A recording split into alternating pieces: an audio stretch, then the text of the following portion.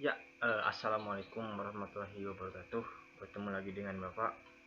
Jadi hari ini kita akan melanjutkan pembelajaran kemarin. Kalau kemarin kita belajar tentang IPS atau ilmu pengetahuan sosial, hari ini kita akan belajar tentang PPKN. Nah, dimana PPKN ini kita akan membahas tentang Pancasila, yaitu urutannya tentang bagaimana sih implementasi atau penerapan sila-sila Pancasila ini dalam kehidupan kita sehari-hari. Nah, jadi tema kita ini tema 1, subtema 1 pada muatan pembelajaran kedua. Nah, tetapi sebelum kita memasuki pembelajaran, kita bernyanyi dulu, menyanyikan lagu nasional. Itu satu nusa, satu bangsa. Jadi kita akan bernyanyi, tolong dilakukan dengan baik.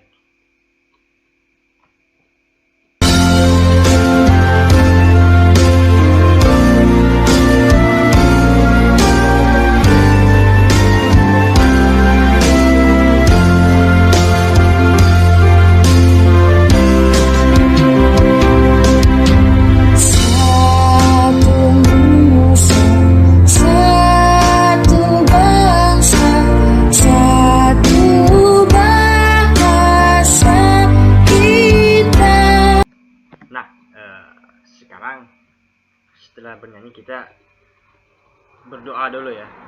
Sebelum belajar kita berdoa, semoga apa yang kita dapatkan hari ini bisa bermanfaat dan berguna bagi agama, nusa dan bangsa, dan terutama untuk diri kita sendiri. Berdoa dimulai.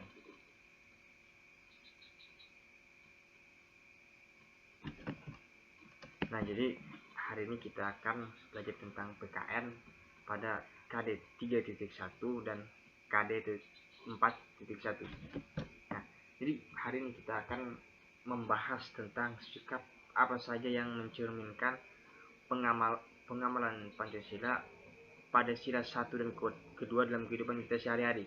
Nah, tujuan yang Bapak harapkan adalah kalian bisa menerapkan kegiatan-kegiatan ini di dalam kehidupan kalian sehari-hari nanti. Nah, jadi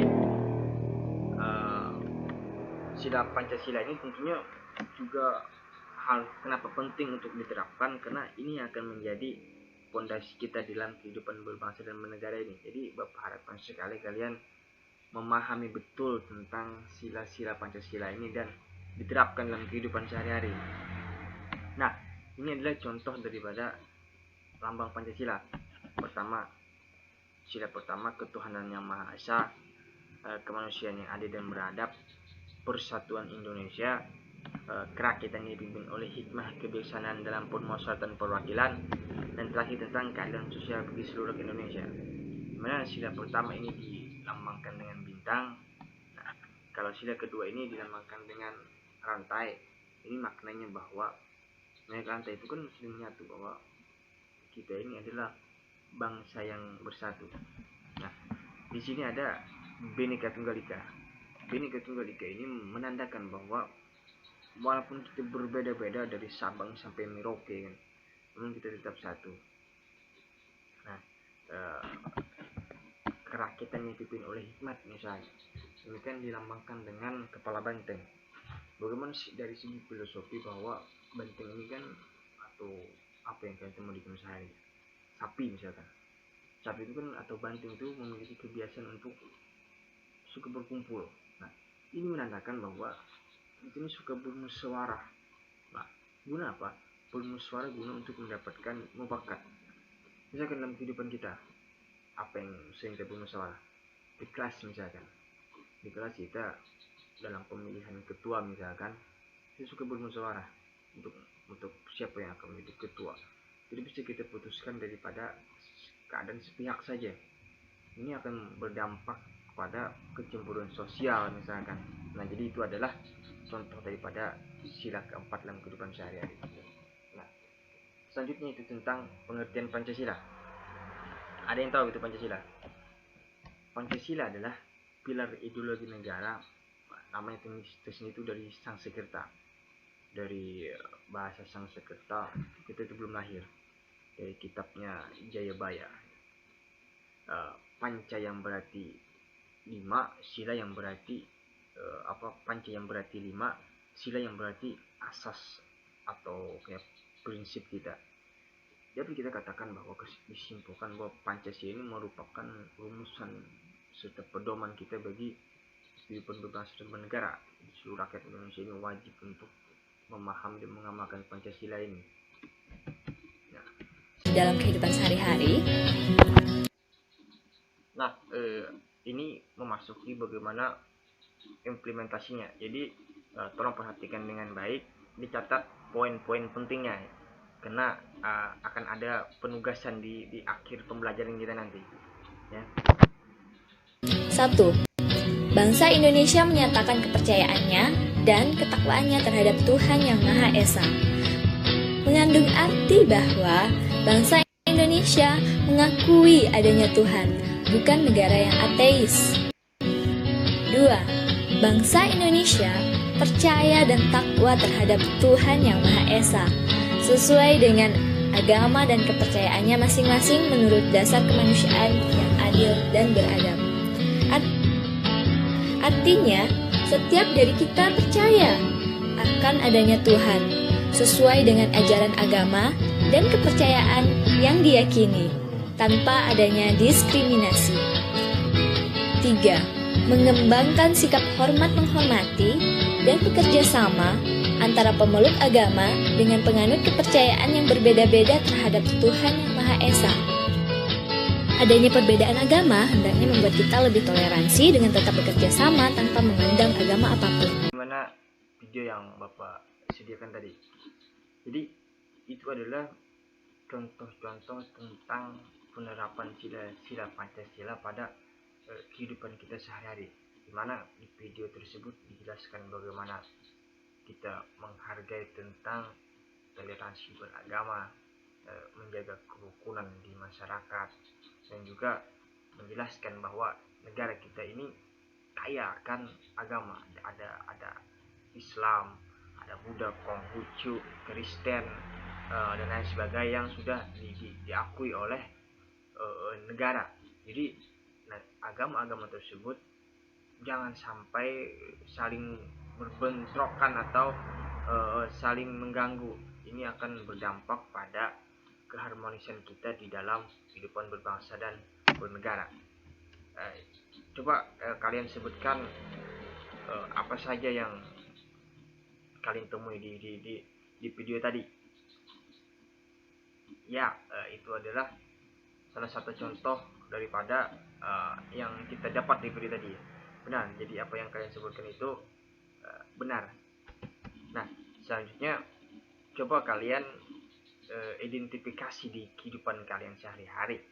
Bagaimana sih penerapan kehidupan Pancasila itu di kegiatan kita, bisa dari sekolah, bisa dari di rumah, atau juga masyarakat.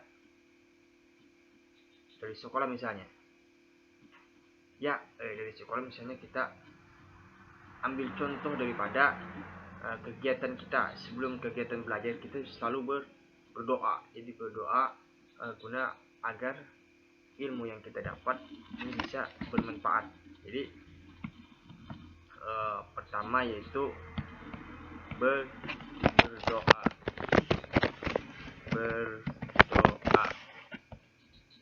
Yang kedua misalnya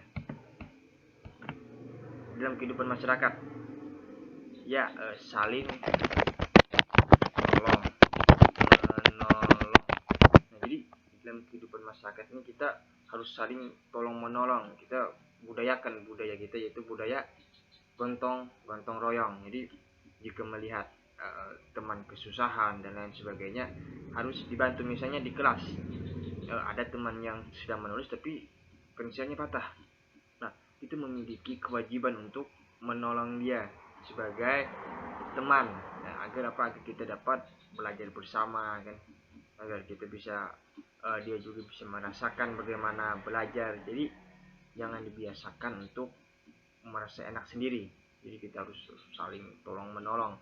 Nah, itu adalah salah satu contoh daripada penerapan sila Pancasila di dalam kehidupan kita yang kita temui dekat dengan sehari-hari.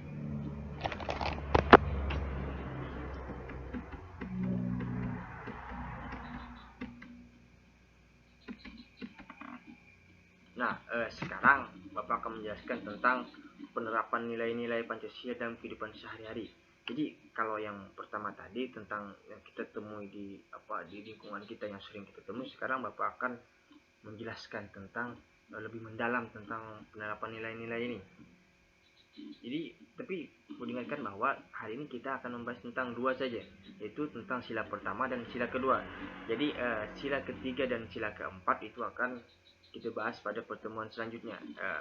Kenapa? Karena memilih dua sila ini karena Bapak ingin fokus dengan dua sila agar anak-anak dapat memahaminya dengan teliti dan lebih baik. Jadi kita bisa mengambil contoh-contoh yang lebih spesifik dan lebih mendalam. Pertama tentang ketuhanan yang Maha Esa. Apa lambang ketuhanan yang Maha Esa? Ya, bintang. Jadi lambang ketuhanan yang Maha Esa ini adalah bintang, dilambangkan dengan bintang. Yang kedua tentang kemanusiaan yang adil dan beradab. Apa lambang daripada sila kedua ini? Rantai. Ya, ini adalah contoh daripada ketuhanan yang Maha Esa lambangnya, dan ini lambang daripada kemanusiaan yang adil dan beradab. Nah, pada nilai yang terkandung pada sila pertama itu ada beberapa yang Bapak muat. Itu pertama, menjalankan ibadah sesuai dengan agama dan kepercayaan masing-masing. Jadi di dalam kita bermasyarakat ini kan tidak tentu, misalkan kita agama muslim, tidak mesti bahwa satu kampung itu agamanya muslim semua. Nah, jadi setiap orang itu berhak menjalankan ibadah sesuai dengan agama dan kepercayaan masing-masing, dengan tanda bahwa kita jangan mengganggu agama tersebut, kalau bisa malah kita menolong.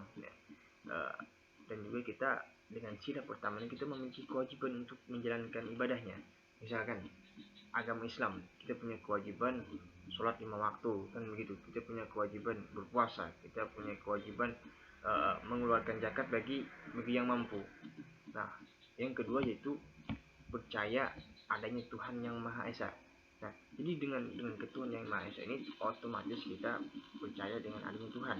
Nah, dengan percaya akan Tuhan ini, maka kita akan merasa berhati-hati kan, karena merasa diawasi dalam menjalankan kehidupan kita. Tidak semena-mena, tidak sembrono, kan begitu. Jangan menzolimi saudaranya sendiri. Yang ketiga itu meningkatkan rasa toleransi di masyarakat. Apa itu toleransi? Ada yang tahu? Ya, toleransi adalah rasa peduli kita di masyarakat. Jadi kalau kita melihat ada yang sedang kesusahan atau keluarga kita yang sakit, maka kita punya kewajiban untuk menjenguk dia. Ya benar, itu untuk menjenguk dia. Kalau misalnya beragama, apa contohnya? Ya, toleransi beragama itu seperti yang pertama tadi, jangan saling mengganggu, jangan saling menghina atau mengejek agama, karena kita berada di dalam satu negara yang dijelaskan pada video pertama tadi, yaitu memiliki banyak sekali agama. Apa-apa saja? Islam, Cina, Konghucu, Buddha, Kristen, Protestan. Ya, itu adalah agama-agama yang diakui oleh negara, dan kita tidak boleh untuk saling untuk mengganggu antara agama tersebut. Nah, yang terakhir tentang menjaga kerukunan antar umat beragama. Jadi hampir sama dengan yang jelas pertama tadi. Nah, pada sila pertama ini dapat kita simpulkan bahwa tentang ketuhanan yang Maha Esa ini adalah kita sebagai warga negara memiliki Tuhan. Artinya negara Indonesia tidak menganut sistem ateisme atau tidak akan percaya Tuhan. Dengan tidak percaya Tuhan bukan berarti tidak ada kepercayaan. Ada juga sebagian rakyat Indonesia yang memiliki sistem tentang hanya menganut kepercayaan, misalkan seperti suku-suku pedalaman, kan gitu. Hal ini sudah diakui negara mengenai sistem kepercayaan ini, sudah bisa dimuat di KTP elektronik. Selanjutnya itu tentang nilai yang terkandung pada sila kedua. Apa lambang sila kedua tadi? Rantai. Nah, sila kedua Pancasila ini memiliki makna adanya pengakuan terhadap persamaan derajat antar sesama manusia. Setiap warga negara yang memiliki hak dan kewajiban. Ada yang tahu apa yang itu disebut dengan persamaan derajat? Ya, persamaan derajat ini artinya kita memiliki pandangan yang sama di negara ini, baik dari segi hukum bahwa semuanya sama di mata negara ini, di mata hukum, bahwa yang kaya, yang miskin dan lain sebagainya memiliki hak dan kewajibannya masing-masing. Nah, tapi terkadang bahwa di negara kita ini kita lebih memahami hak daripada kewajiban. Nah, ini yang salah. Jadi kita juga harus paham bagaimana porsi tentang hak dan juga paham porsi tentang kewajiban. Nah, jadi kebanyakan kita itu hanya paham haknya. Jadi ada beberapa hak yang tidak terpenuhi untuk demo dan lain sebagainya. Nah, ini tidak boleh. Dan selain kita harus mengkaji tentang hak ini, kita juga harus mengkaji tentang kewajiban. Nah, coba hak kita sebagai warga negara apa? Nah, ya yang kita lakukan saat ini yaitu belajar. Nah, kita punya hak untuk belajar. Semua rakyat Indonesia ini mempunyai hak untuk belajar. Tetapi kita juga punya kewajiban. Nah, coba kalian sebutkan apa saja kewajiban kita terhadap warga negara ini. Ya, menjadi rakyat yang baik, demokratis, kan begitu. Jadi punya kewajiban untuk menjaga keutuhan NKRI. Nah, jangan lupa kita mempunyai hak dan kewajiban yang harus diseimbangkan. Nah, coba kalian amati di kehidupan kalian sehari-hari, misalkan di rumah. Kita tentu memiliki hak dan kewajiban kita. Misalnya di rumah, apa hak kalian? Misalkan mendapat kenyamanan, punya hak kalau pagi bisa makan, kan begitu. Bisa untuk tidur enak. Misalkan punya kamar yang mewah, kita punya hak untuk tidur di sana, tidur enak, kan begitu. Nah, tetapi jangan lupa juga di rumah itu kita punya kewajiban membantu, misalkan apa? Ya, membantu orang tua kita. Misalkan bangun pagi itu bersihkan tempat tidur, karena kita punya hak bahwa kita punya kenyamanan di dalam rumah, tapi kita juga punya kewajiban di mana kita membantu orang tua membersihkan kamar di pagi hari, kan begitu. Jadi keadaan ini harus seimbang, harus balance begitu. Nah, ada beberapa nilai-nilai yang terkandung di dalam sila kedua ini. Pertama, mengakui persamaan derajat antar sesama manusia seperti yang Bapak jelaskan tadi. Gemar melakukan kegiatan kemanusiaan. Apa contohnya? Ya, misalnya penggalangan dana. Itu kan banyak di saudara kita di jauh sana, misalkan di Papua, misalkan di Aceh dan lain sebagainya mengalami bencana-bencana, maka kita memiliki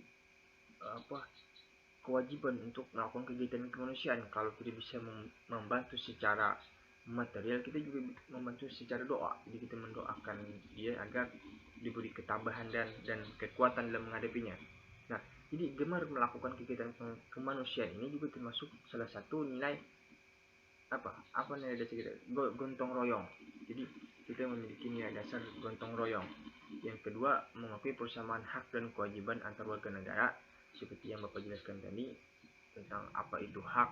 Hak adalah hal-hal yang kita miliki yang tidak bisa dicabut, itu kita punya hak. Tetapi di sisi lain kita juga punya kewajiban.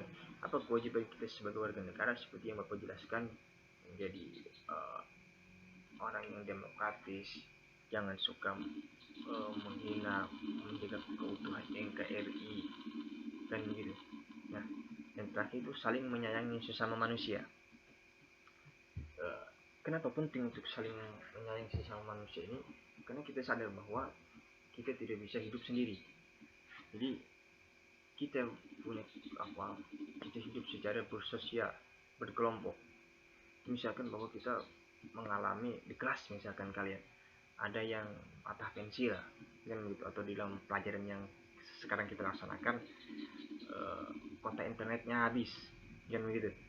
Maka kebetulan teman kita di samping kita memiliki pensil atau bisa memberikan tethering atau hotspot kota. Nah, kita meminta bantuan kepada teman kita untuk membantu kita dalam proses pembelajaran. Nah, artinya apa? Artinya sini kita tidak bisa melakukan kegiatan itu sendiri. Nah, ini sangat penting untuk saling menyayangi sesama manusia ini. Bahkan awal didirikannya negara kita ini atas dasar kemanusiaan. deklarasi Hauman gitu, atau hak asasi manusia. Nah sekarang Bapak punya gambar tentang di sana ada Pak Semi, Pak Ecep, Pak Madi, Pak Nur, dan Pak Udin. Nah Bapak akan bacakan Pak Semi, Pak Ecep, dan Pak Madi serta Pak Udin dan Pak Nur ini tinggal di sebuah kampung Babakan. Jadi mereka tinggal di sebuah kampung yang bernama Babakan. Mereka ini berasal daripada suku-suku yang berbeda. Ada Maluku, ada Sunda, ada Pak Madi dari Bali, Pak Nur dari Jawa, dan Pak Udin dari Betawi. Nah, makanan kesukaan mereka itu adalah makanan khas daerahnya masing-masing. Jadi artinya berbeda. Jadi makanan dari Jawa misalkan kerak telur kan, kalau Betawi itu dari Jawa, kalau dari Bali kan itu berbeda-beda. Coba tentunya kalian di rumah kan juga memiliki rasa suka yang berbeda-beda. Misalkan di daerah kita itu Banjarmasin, apa makanan khas kita? Ya soto Banjar, atau masak habang kan gitu, masak kuning, apa lagi, soto Banjar sudah ya. Nah banyak lagi, itu adalah makanan khas daerah kita. Nah dan kita harus menjaga kelestarian itu. Nah dari situ kita belajar bahwa kita ini multikultural. Jadi kita ini berbeda-beda namun tetap satu, yang kita kenal dengan semboyan Pancasila kita apa? Bhinneka Tunggal Ika. Nah, kembali kepada cerita tadi, mereka juga sangat ahli dalam memainkan alat musik daerah masing-masing. Nah, misalkan dari Banjarmasin dari kita apa musik daerah kita yang tradisional? Musik panting. Ya benar, itu adalah musik panting. Nah, jadi bagaimana cara memainkannya? Musik panting ini dimainkan dengan cara dipetik. Nah, jadi Pak Semi dan kawan-kawan ini juga pandai sekali dalam memainkan alat musik mereka. Tetapi yang paling unik adalah Pak Semi ini kan dari Maluku, Pak Ecep dari Sunda, mereka punya bahasa daerah masing-masing. Tetapi mereka saat bertemu mereka menggunakan bahasa kita, bahasa apa? Bahasa Indonesia. Nah, jadi mereka menggunakan bahasa Indonesia ini dalam kehidupan sehari-hari, meskipun masih sangat terpengaruh dengan bahasa daerah. Tapi ada upaya supaya apa? Bayangkan kalau ada dari Banjar dengan Jawa ini ketemu, lalu mereka menggunakan bahasa daerah masing-masing. Nah maka akan terjadi apa? Ya akan terjadi ketidakpahaman mereka. Misalkan bahasa masing-masing, maka ini akan sulit. Jadi kita gunakan bahasa Indonesia kita masing-masing. Nah bagaimana? Nah jadi itu adalah cerita mereka. Tetapi poinnya adalah kalian identifikasi dari cerita yang Bapak ceritakan tadi. Coba kalian jawab pertanyaan-pertanyaan di sini. Ya, misalkan dari asal daerah, misalkan Pak Semi asalnya dari mana tadi? Pak Semi berasal daripada Maluku. Jadi Pak Semi ini berasal dari desa Maluku. Bahasanya kan bahasa Maluku, makanan Maluku kesukaan mereka itu apa? Nah jadi kalian identifikasi, kalian olah di dalam bentuk tabel. Tapi ini akan dikumpul pada pertemuan selanjutnya.